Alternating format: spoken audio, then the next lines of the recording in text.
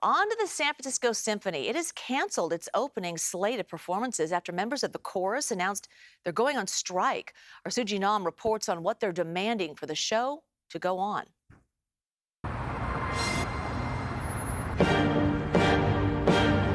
The San Francisco Symphony is off to a rocky start this season.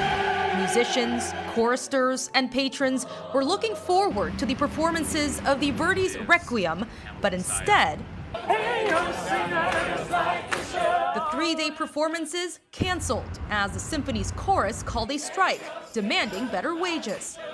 Whenever something like a cut needs to happen, we are always the lowest hanging fruit.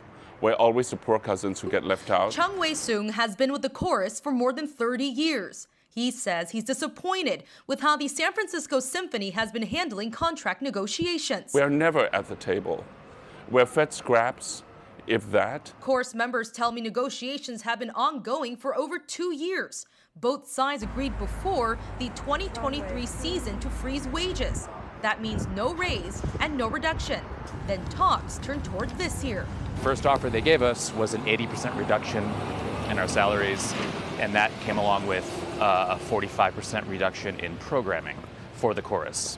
After some back and forth, the symphony once again offered to hold with current wages, which is what led to the strike. To be consistently, till today, be so underappreciated, undervalued, and insulted is absolutely heartbreaking. Currently, only 32 out of the 150 symphony chorus members are paid. The rest are volunteers.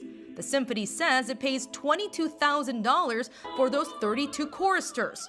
On top of all that, all members of the orchestra are paid, and those members are under a separate contract. The orchestra's contract expires in November before we start rehearsing again, and we expect that management's focus is going to be on them. Elliot Encarnacion, who's been with the chorus for 11 years, says negotiations have been ongoing since May.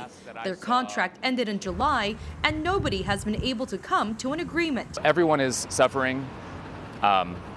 Our administration doesn't seem to be suffering. The choristers have performances planned for the rest of the season, but the future is unknown. The San Francisco Symphony released a statement saying in part, quote, "Our offer to maintain current wage levels reflects our commitment to the chorus, especially in light of the challenging financial pressures this organization is currently facing." Meanwhile, for these choristers, many are working multiple singing gigs in different states, all to make ends meet. Yeah, it's a passion, but it's a job.